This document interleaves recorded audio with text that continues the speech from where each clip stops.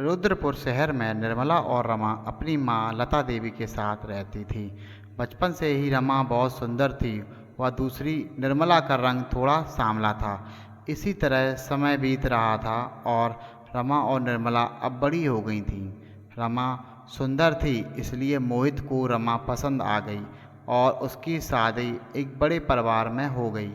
वहीं दूसरी ओर निर्मला की शादी एक मजदूर से हो गई। निर्मला का भी मन था कि उसकी शादी भी एक बड़े परिवार में हो, लेकिन टूटी हुई झोपड़ी में ही उसे अब अपना सारा जीवन बिताना था। शायद वह ईश्वर से यही सब लिखवा के लाई थी। वहीं दूसरी ओर रमा का स्वागत बहुत ठाठ बाट से हुआ। उसकी सास और नंदों ने उसे ढेर सारे गिफ्ट दिए। एक दिन की बात है, निर्मला बाजार जा रही थी, तभी रमा एक ज्वेलरी शॉप से बाहर निकलती है और उसके हाथ में बहुत सारे ज्वेलरी बॉक्स थे। निर्मला रमा को देखकर बहुत खुश होती है। रमा, दीदी आप कहाँ जा रहे हो? निर्मला, बस यहाँ बाजार में सब्जी लेने आई थी।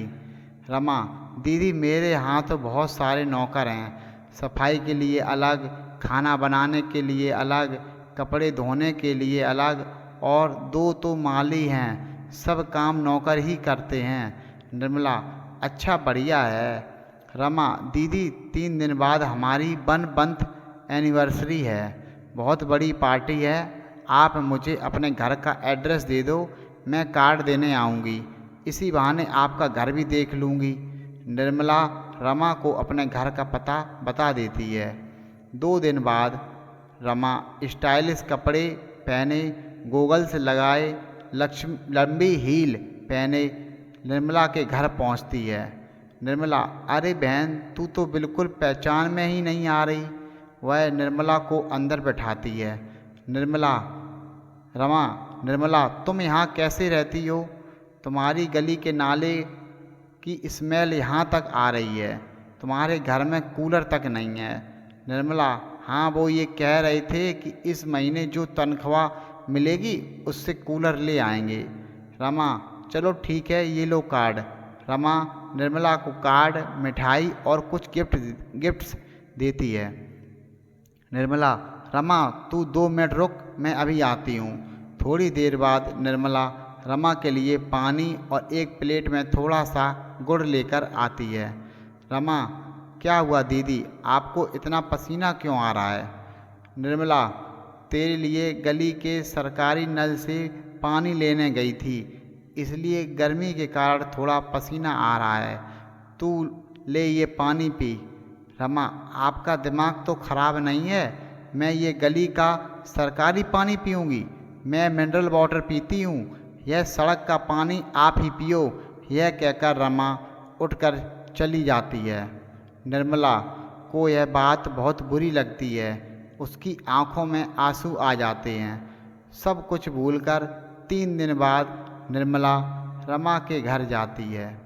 औरत कहती हैं, बहन जी ये कौन है? इन नौकरों को यहाँ क्यों बुलाया? रमा की सास, अरे ये तो रमा की बहन है, पता नहीं इन भिखारियों को क्यों बुला लिया रमा ने, बेइज्जती करा दी। सब मेहमानों के सामने निर्मला यह सब सुन रही थी। तभी रमा निर्मला को देखती है। रमा, अरे दीदी ये क्या पहनकर आ गई? आपको इतनी भी तमीज़ नहीं है कि इतनी बड़ी पार्टी में जा रही हूँ तो एक अच्छी साड़ी पहनकर चलूँ? वही मैली कुचैली साड़ी पहनकर मेरे घर आ गई। सच में आज आपने मेरे ससुराल वालों के सामने बहुत बेइज्जती करा दी। अब ऐसा करो, नीचे सर्वेंट रूम में जाओ, मैं तुम्हारे लिए वहीं खाना भिजवा दूंगी। अपनी बहन से इतना सब कुछ सुनकर रमा की आंखों में आंसू आ जाते हैं और वह अपने घर आ जाती है और अपने पति को सारी बात बता देती है। सूरज, निर्मला तो वो बहुत बड़े लोग हैं, तुम्हें उनके घर नहीं जाना चाहिए था। अच्छा चलो अब रोना बंद करो। निर्मला, जी मैं कई दिनों से सोच रही हूँ क्यों ना मैं भी कुछ काम करना शुरू कर दूँ, जिससे हमारी भी कमाई दोगुनी हो जाए। सूरज, ठीक है, जैसा तुम्हें ठीक लगे। अगले दिन रमा जगह जगह जाकर काम ढूंढने लगी।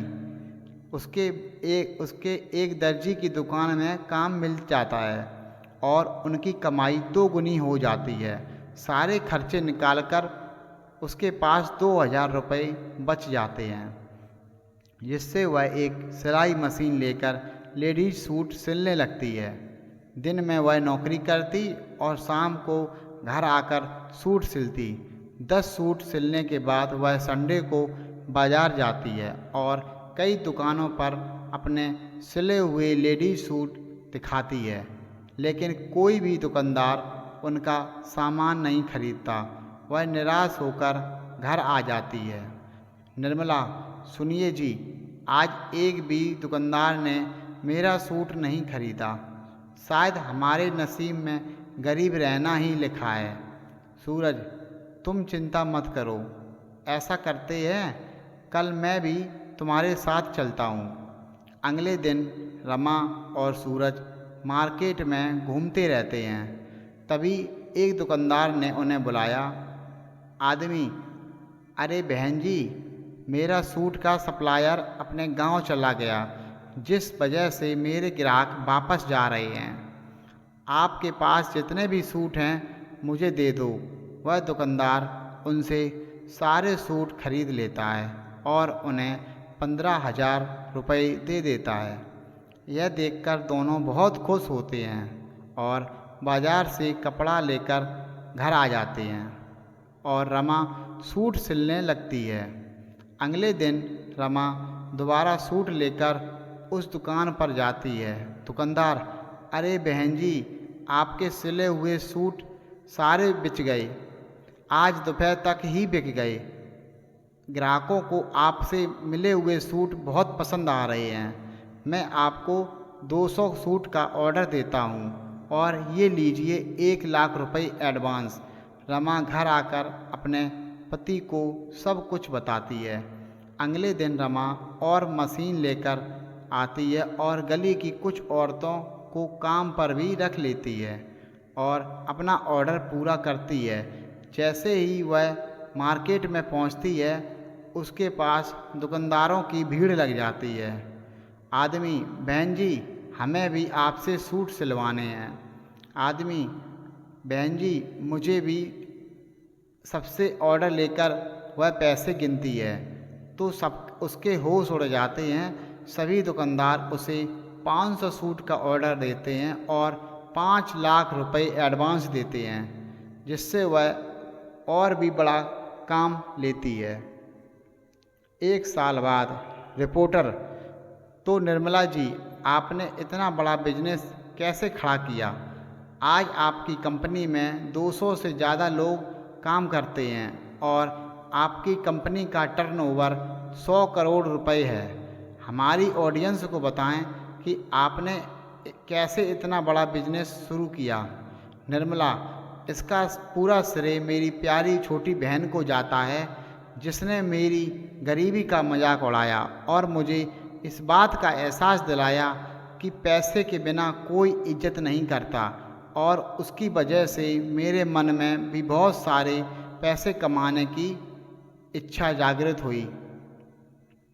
दूसरी ओर रमा टीवी पर यह सब देखकर रोने लगी। आज निर्मला को उससे कई गुना ज़्यादा अमीर हो चुकी थी, लेकिन उसे अपनी अमीरी का जरा भी घमंड नहीं था। अगले दिन रमा निर्मला को फ़ोन करती है और उससे माफ़ी मांगती है और निर्मला उसे माफ़ कर देती है। दोस्तों, आज की कहानी आपको कैसी लगी? ऐसी ही हेल्पफुल और मज़ेदार कहानी के लिए चैनल को लाइक करें, शेयर करें, और अगर आप हमारे चैनल पर नए हैं तो चैनल को सब्सक्राइब ज़रूर करें। दोस्तों, मिलते हैं अगली कहानी में। चलिए, शुभ रात्रि, गुड नाइट, राधे राधे, जय श्री कृष्णा, राधे राधे।